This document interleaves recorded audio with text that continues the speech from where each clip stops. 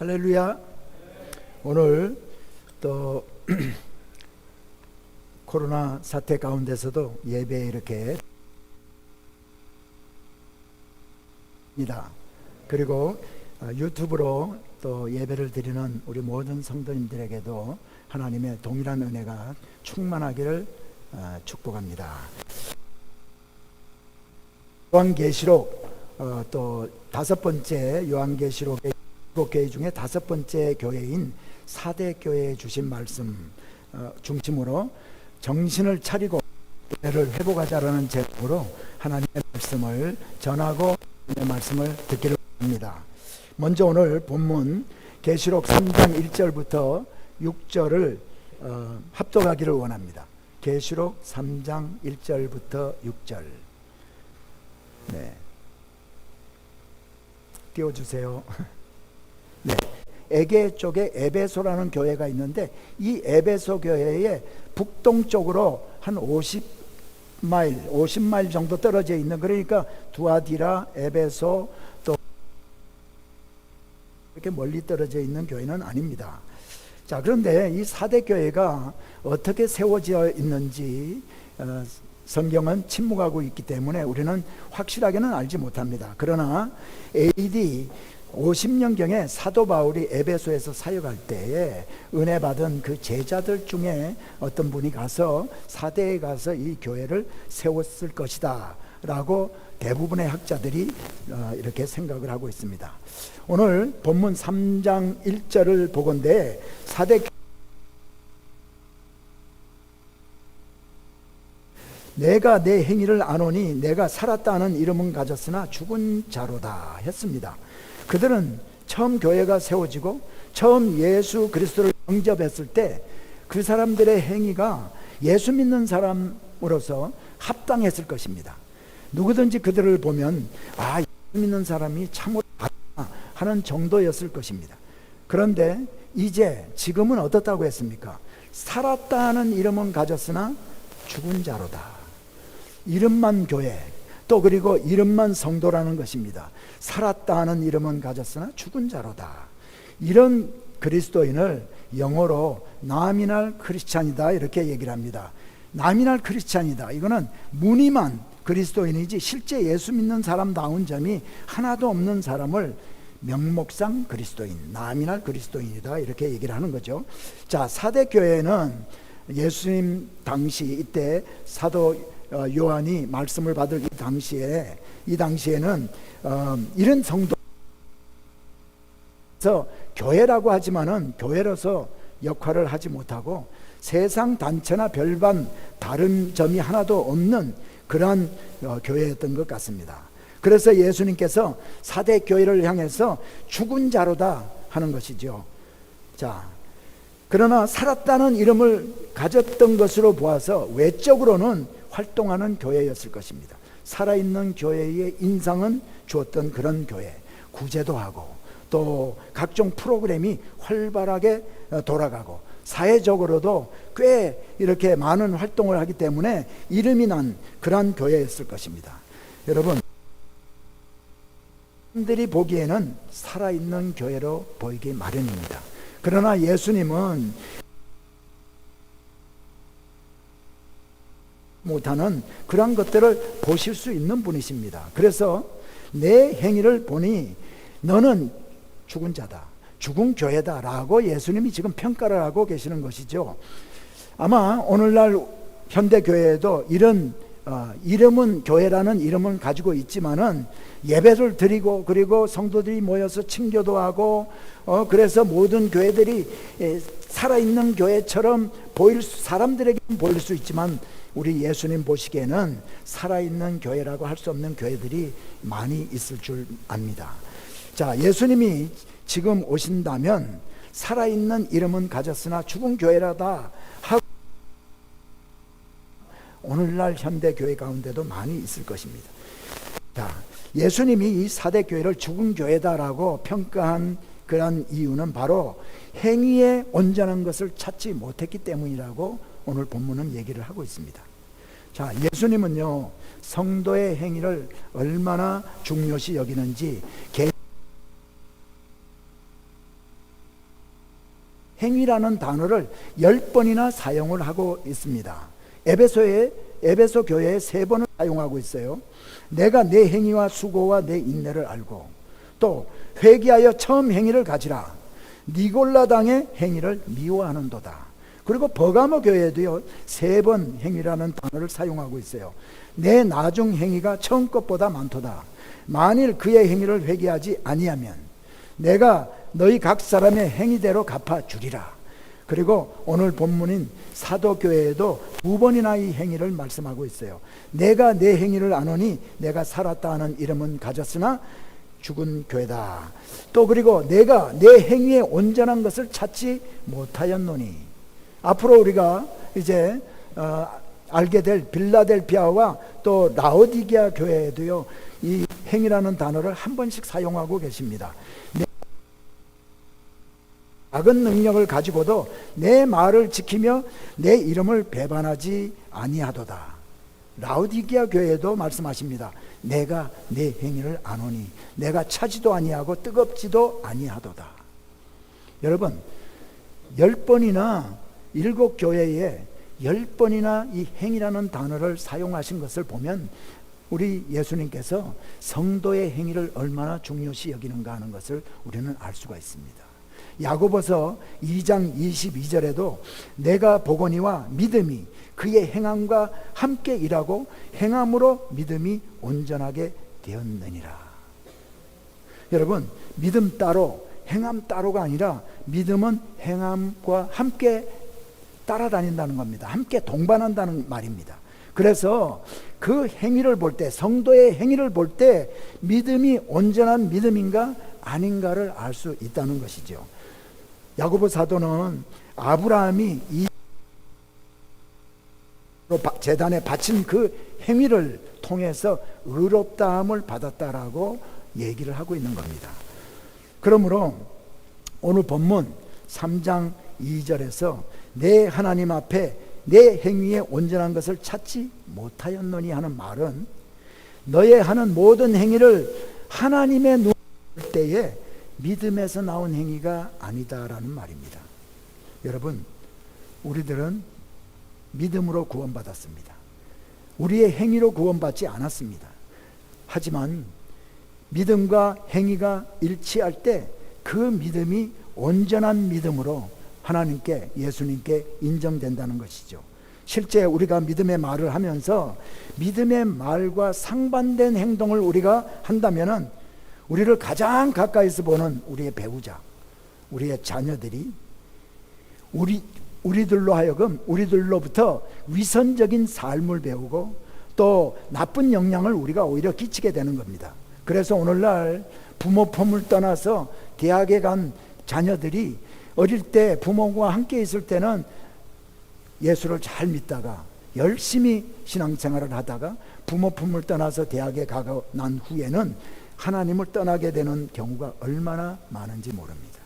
그러므로 우리는 하나님의 눈을 의지하면서 믿음과 행함이 일치되는 삶을 살아야 될 줄 믿습니다.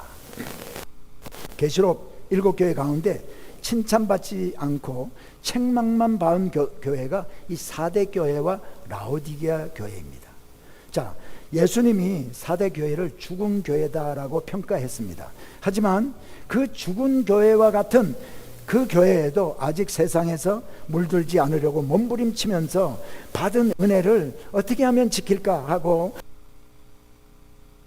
소수의 성도들이 남아 있었습니다. 오늘 본문 4절을 한번 볼까요?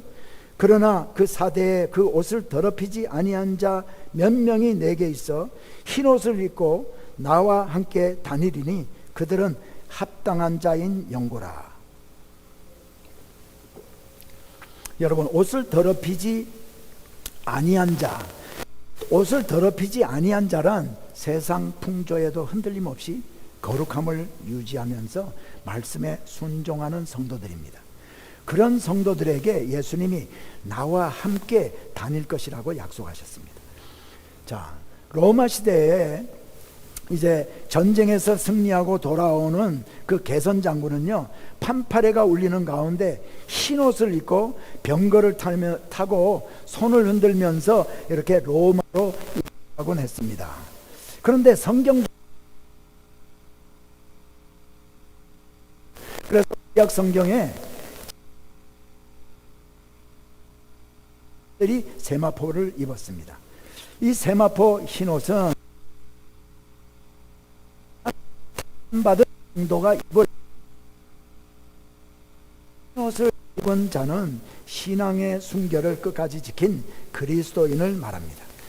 그러나 흰옷을 더럽힌 자는 세상 풍조에 편승해서 세상 사람들과 똑같이 행동하는 불신자들과 다름이 없는 그러한 사람들입니다.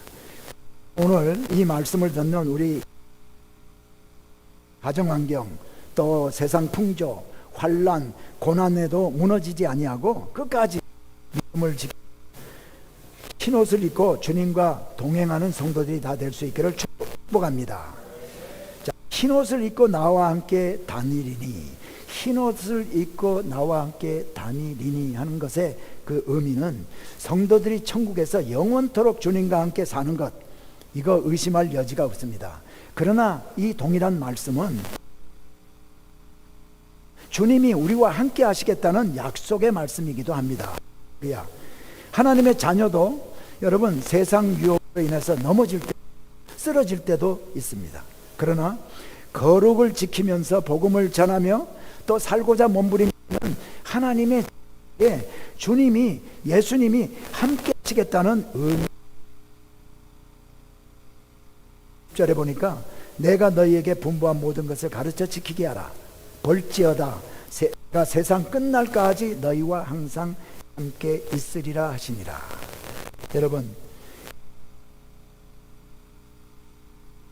여러분 믿으시기를 축복합니다. 매일매일의 삶에서 예수님이 우리와 함께 동행하시는 것이 믿어져야 하고 또 경험되어져야 합니다. 왜냐하면 예수님이 우리 안에 계시기 때문입니다. 5절은 말씀 시작. 이기는 자는 이와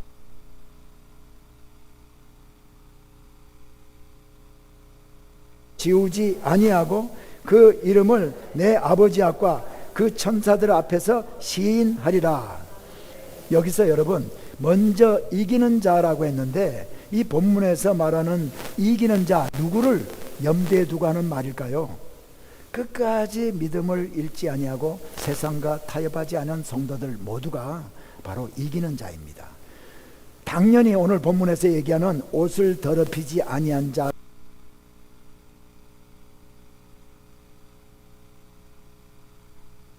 그리고 3절에서 회개하라는 말씀을 듣고 회개한 성도들이 이기는 자입니다.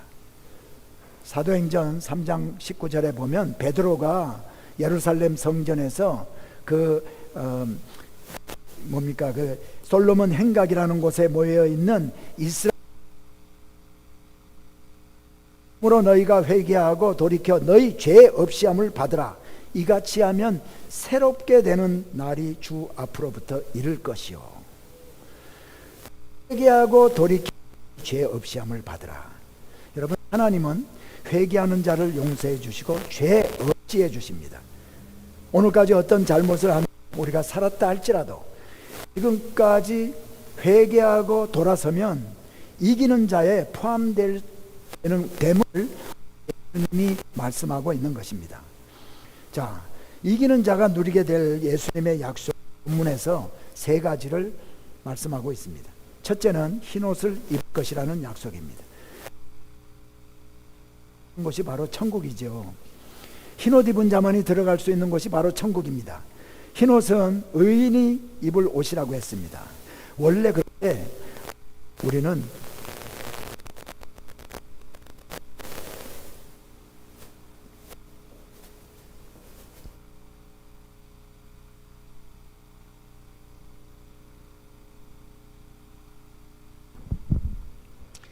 원래 우리는 의인이 될 수 없는 존재들입니다. 하지만 예수 그리스도의 십자가에서 흘리신 보혈이 우리를 의롭게 해주십니다.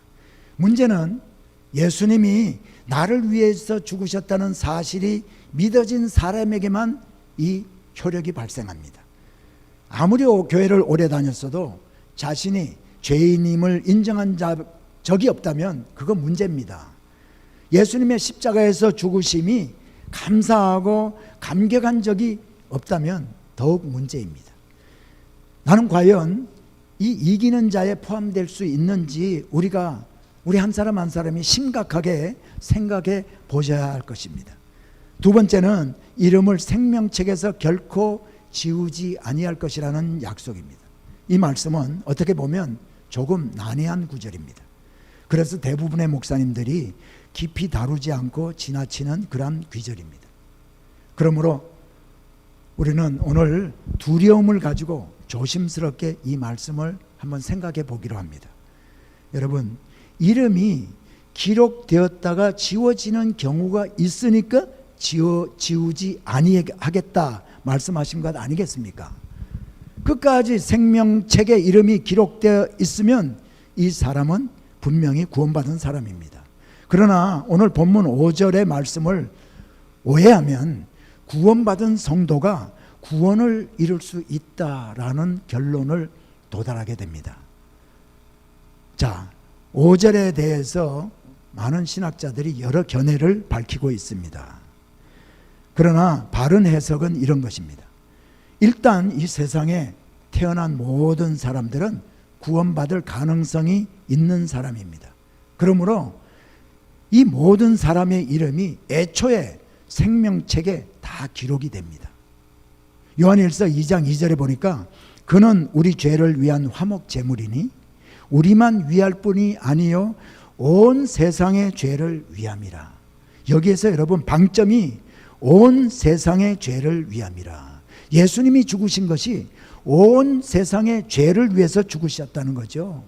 자, 그리고 요한복음 3장 16절에도 보니까 하나님이 세상을 이처럼 사랑하사 독생자를 주셨으니 이는 그를 믿는 자마다 멸망치 않고 영생을 얻게 하려 하심이라.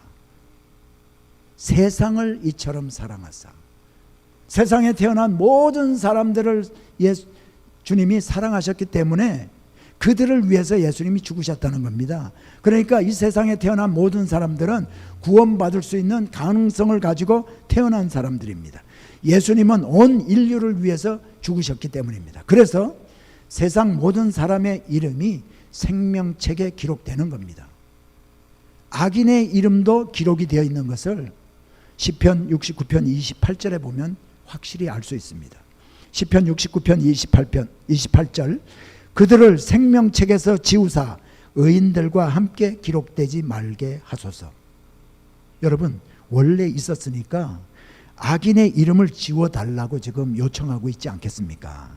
그러니까 죽을 때까지 예수님을 구세주로 영접하지 않은 모든 자의 이름은 그때 생명책에서 지워지고 생명책에 이름이 남아있는 자만 구원받고 천국에서 영원히 살게 되는 것입니다. 여러분, 이것이 은혜 중에 은혜인 줄 믿습니다. 사람들은요, 여러분, 마음에 들 때는 간을 빼줄 정도로 잘해줍니다. 그런데 어떤 일로 인해서 마음이 돌아서면 그때부터 원수가 되기도 합니다. 그러나 우리 하나님은 인간들과 달라서 예수님을 구세주로 영접한 성도를 끝까지 보호하시고 책임을 져주셔서 천국까지 인도해 주시는 겁니다. 이것을 신학적인 용어로 견인이라고 합니다. 견인. 자, 세 번째 예수님의 약속은 믿음을 지킨 자를 예수님이 아버지 앞과 그 천사들 앞에서 시인하신다는 약속입니다. 실은 흰옷을 입는다는 약속과 생명책에서 이름이 지우지 않겠다는 약속과 이 세 번째 약속인 믿음을 지킨 자를 아버지 앞과 천사들 앞에서 시인하신다는 이 세 가지 약속, 이 세 가지 약속은 결국 모두 비슷한 같은 말씀입니다. 구원받고 천국에서 영원토록 살게 될 것을 삼중으로 세 번씩이나 강조한 말씀이라고 보면 되겠습니다. 예수님은 제자들을 전도하러 보내시면서 똑같은 말씀을 하신 적이 있습니다.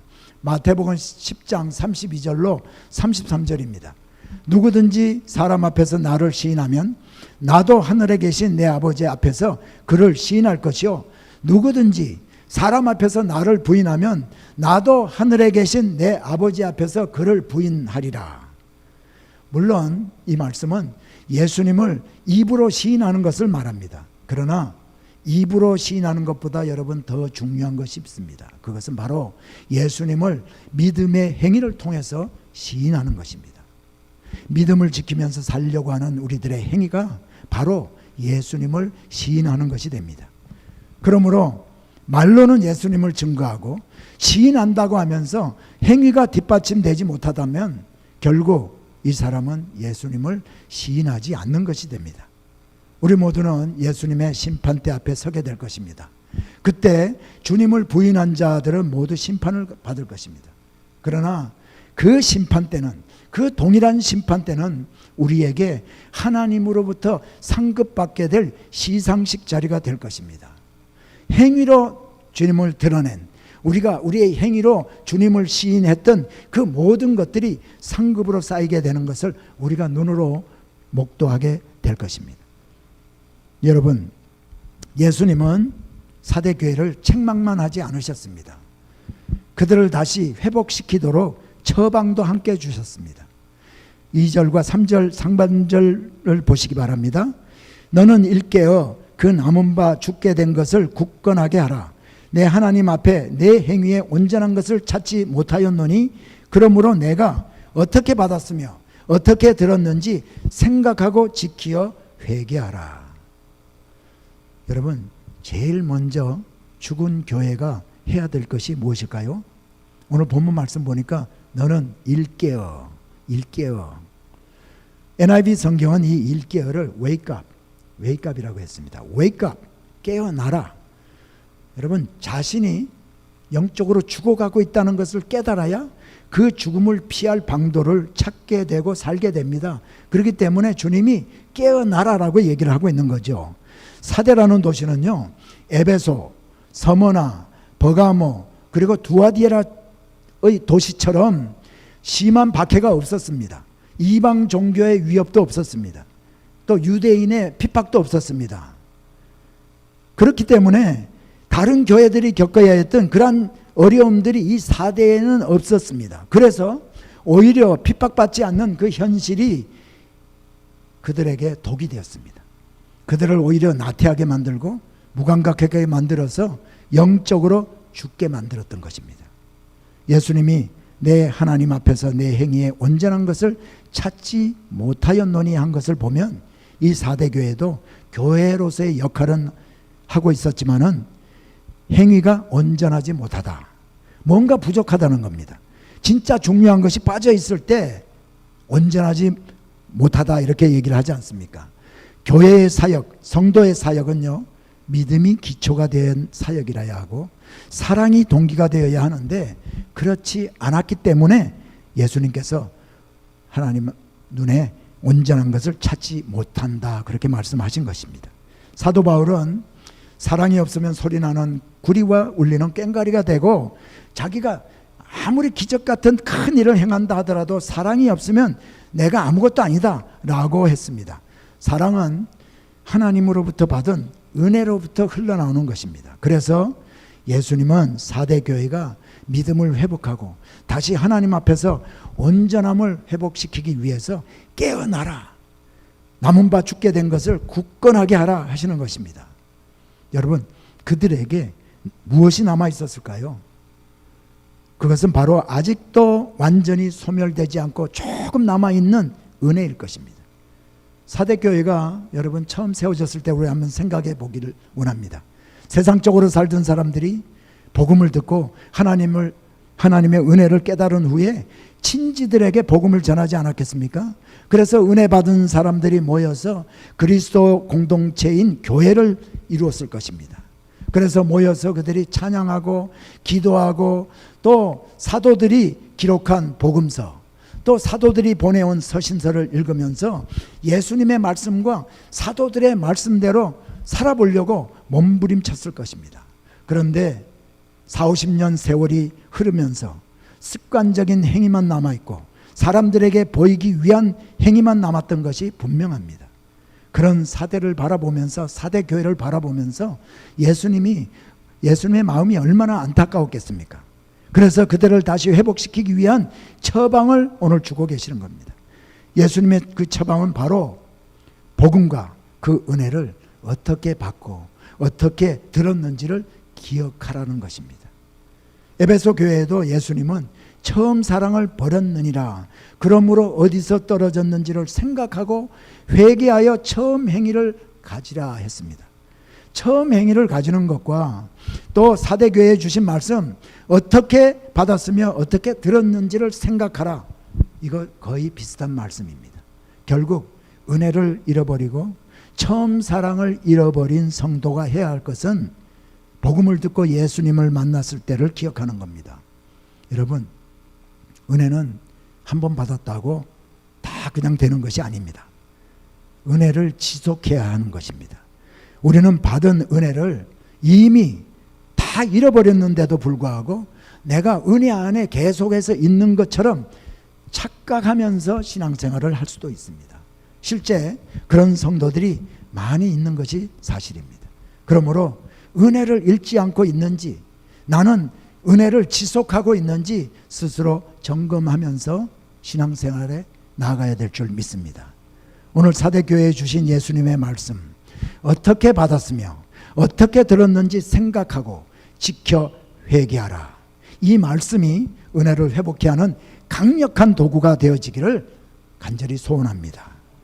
여기서 생각하고 지켜라는 말은 받은 은혜를 잃어버리지 말고 굳게 붙들어 날마다 그 은혜를 지속시켜 나가라는 말씀입니다. 받은 은혜를 기억하고 그 은혜를 지속시켜 나가야 믿음 생활에 성공할 수 있습니다. 그래서 이 지켜나가라, keep on keeping, 꼭 여러분 기억하시기를 예수님으로 축복합니다. 여러분, 이것이 가능해지려면 우리가 하나님 앞에 예배 드릴 때 이 예배가 성공해야 합니다. 그리고 기도는 하나님과 영적인 호흡을 하는 것입니다.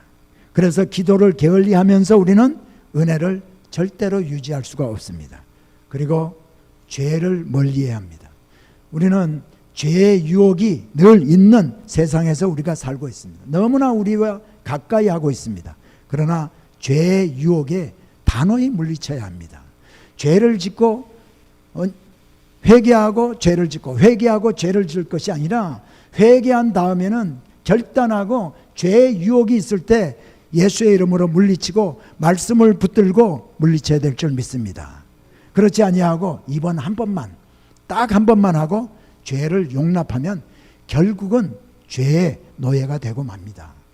그리고 때를 얻든지 못 얻든지 복음을 전파하면서 해야 은혜를 지속하게 됩니다. 사랑하는 성도 여러분, 여러분은 어떻습니까? 찬양 부를 때마다 감사의 눈물, 회개의 눈물을 지금도 흘리시는지요? 하나님의 말씀을 들을 때마다 마음에 찔림이 있고 말씀에 순종해야겠다 하는 결단이 마음에 드는지요? 그렇지 못하다면 신앙에 문제가 생긴 것입니다.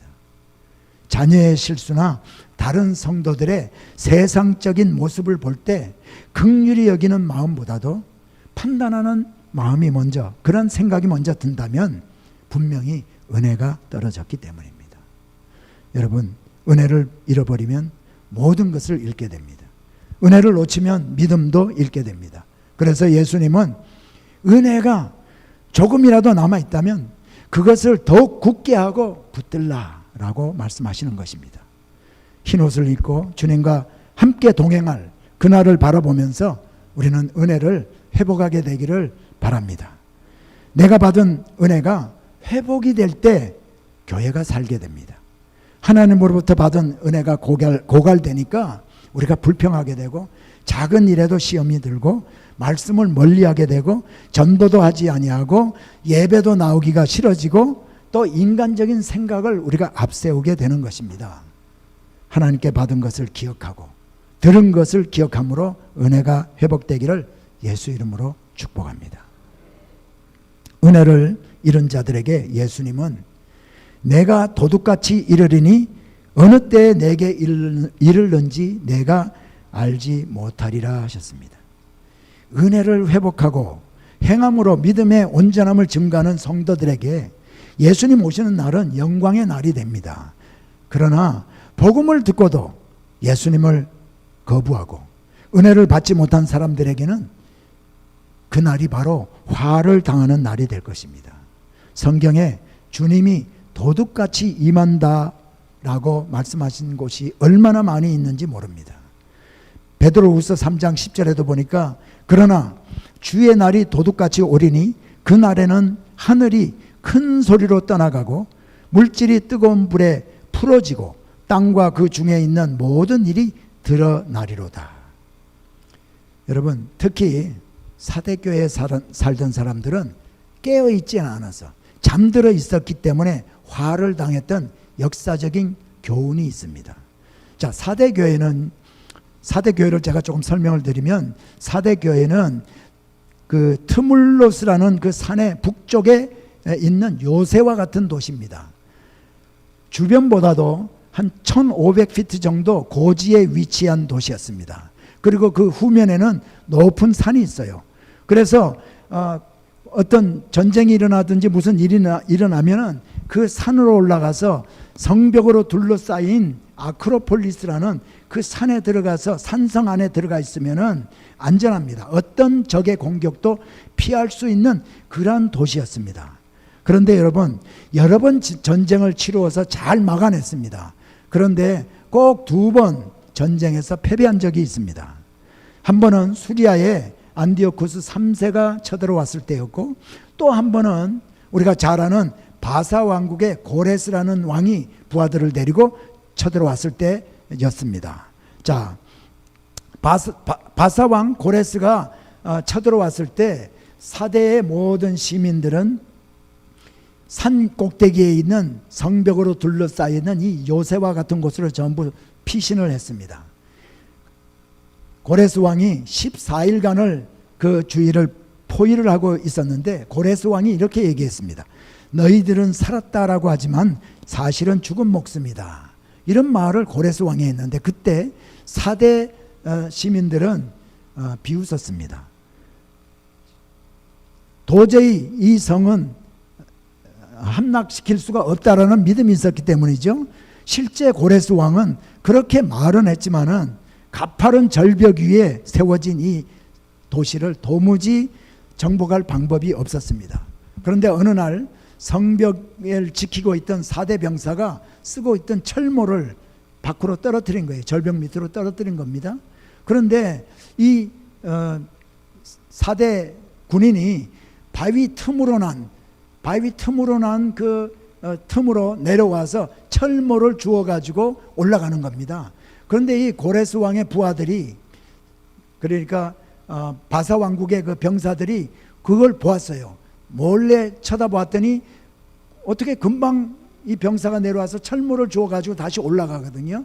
그래서 그날 밤에 이 병사들이 어디로 그 사대 병사가 내려왔을까 다시 샅샅이 찾아보고 그 바위 사이에 난 틈을 발견하고, 그날 밤에 고레스 왕이 부하들을 데리고 그날 밤에 들어가서 정복을 하게 되는데, 그때 이 사대 병사들은 안전하다라고 생각하고 모두 깊은 잠에 빠져 있었습니다.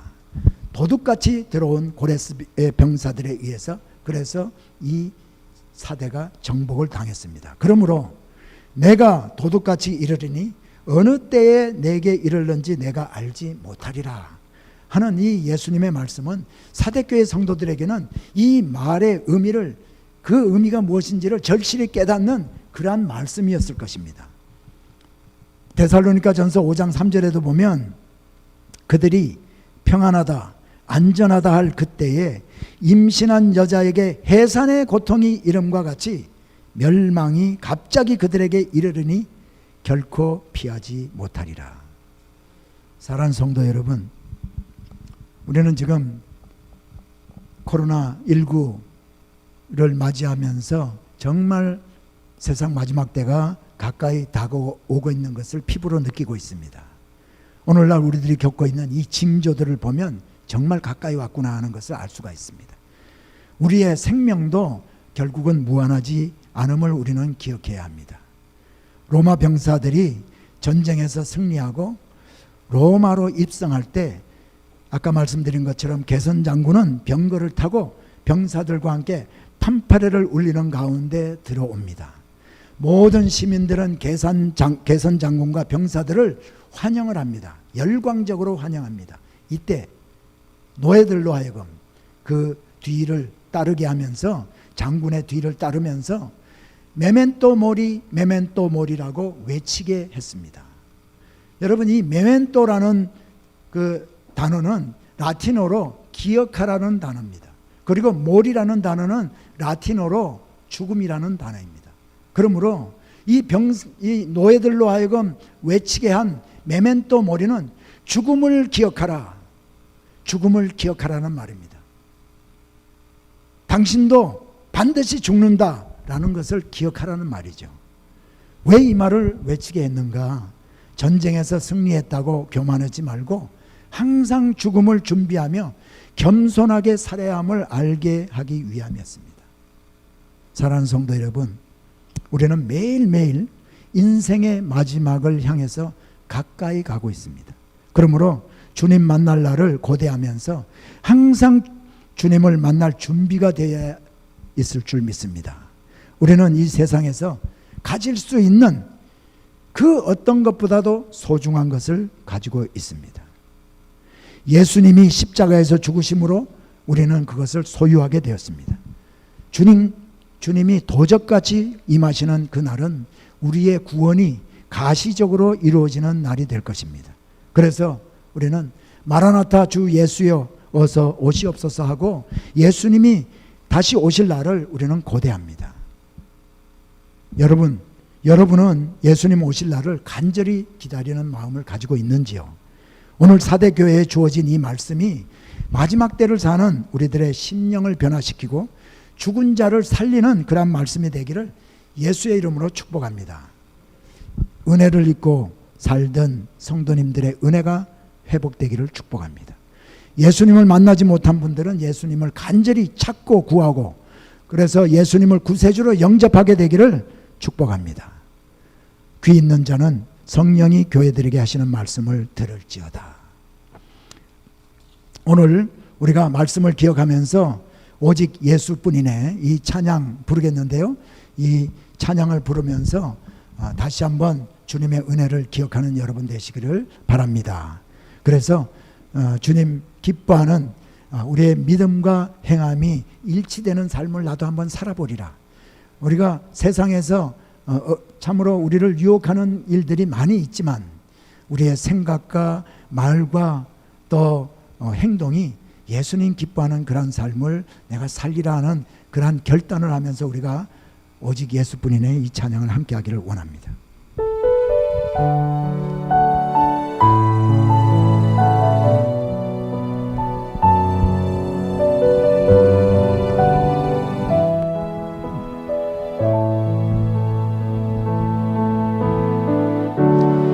은혜 아니면 살아갈 수가 없네. 호흡마저도 다 주의 것이니 세상 평안과 위로 내게 없어도 예수, 오직 예수뿐이네. 그으신 계획 다 볼 수도 없고 작은 고난에 지쳐도 주께 묶인 나의 모든 삶 버티고 견디게 하시네. 은혜 아니면 살아갈 수가 없네. 나의 모든 것 다 주께 맡기니 참된 평안과 은혜에 주신 주 예수, 오직 예수뿐이네.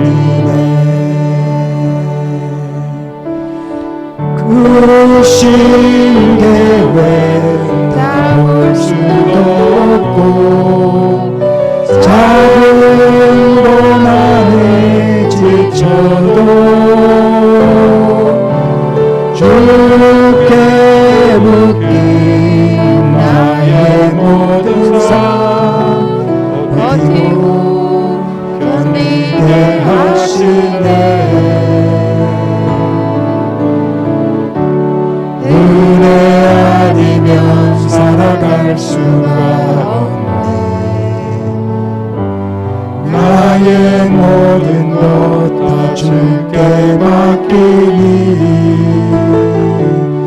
참된 평안과 위로 내게 주신 주 예수 오직 예수뿐이네. 그 신계획 그 신계획 다 볼 수도 없고 작은 고난에 지쳐도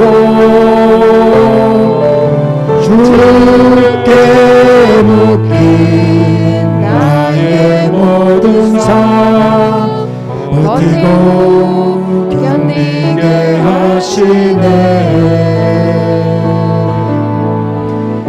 은혜 아니면 살아갈 수가 없네.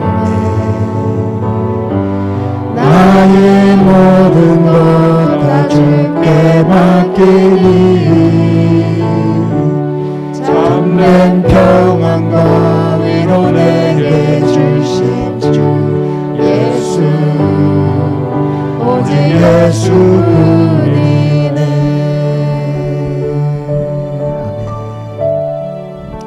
사랑하는 성도 여러분, 이기는 자에게 예수님이 세 가지를 약속해 주셨습니다. 흰옷을 입고 예수님과 함께 거닐 것을 약속해 주시고 생명책에서 결코 이름을 지우지 아니하시겠다고 말씀해 주시고 하나님과 천사 앞에서 우리를 시인할 것이라고 말씀해 주셨습니다. 여러분, 여기에 이기는 자란 바로 세상 풍조에 물들지 아니하고 믿음을 지킨 자를 얘기를 합니다. 그리고 은혜를 알지 못하고 또한 은혜를 잃고 살았다 할지라도 회개하고 돌아온 성도들이 여기에 포함이 된다고 했습니다. 여러분, 오늘 우리는 말씀을 들으면서 나는 과연 이 범주에 내 자신이 포함하고 있는가, 내 자신의 영적 상태를 점검해 보아야 할 것입니다. 영적으로 침체된 내 자신을 우리가 발견하게 된다면 복음을 듣고 은혜를 받았던 그때를 기억하고 다시 회복시켜달라고 주님 앞에 간구해야 되겠습니다.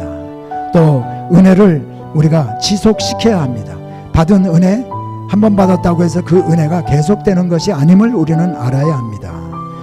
예배를 성공하고 또 기도하고 죄를 멀리하고 말씀을 가까이하고 성도들과의 교제를 열심히 하고 그래서 은혜를 늘 지속시켜 나아가서 주님 오실 그때까지 은혜로 충만한 사람이 되어야 되겠습니다. 그리고 내 자신의 잘못된 모습을 깨닫게 되면 회개하고 매일매일 거룩한 삶을 유지할 때에 우리는 주님이 기뻐하시는 이기는 자의 범주에 속하게 될 줄 믿습니다. 기도하겠습니다. 하나님, 오늘 말씀을 통해서 우리 자신의 영적 상태를 돌아보게 하심을 감사를 드립니다. 말씀을 통해서 잊고 있었던 주님의 은혜를 다시 한번 기억하게 하심을 감사합니다. 그래서 우리가 지금까지 습관적으로 신앙생활했던 것, 사랑과 믿음 없이 했던 사역들, 이런 모든 것들을 다시 한번 회개하는 마음으로 주님 앞에 무릎을 꿇습니다. 하나님, 이제 우리의 삶이 주님 기뻐하는 삶, 이기는 자의 범주 안에 들어가는 삶을 우리 모두가 살도록 결단하오니 세상 마지막 때까지 우리가 이 은혜를 유지할 수 있도록 하나님 축복하시고 인도해 주시기를 원합니다. 우리의 믿음이 행함으로 증거되어지는 그러한 삶을 살겠다고 결단하오니 우리 안에 계시는 성령님, 우리를 붙들시고 우리를 그러한 믿음으로 살도록 인도해 주시옵소서. 우리를 긍휼히 여기시고 우리의 결단 우리 주님께서 받아주시고 성령님 도와주시기를 바랍니다. 오늘도 우리 사랑하는 우리 성도님들 주님 앞에 나오며 귀한 물질 들고 나왔습니다.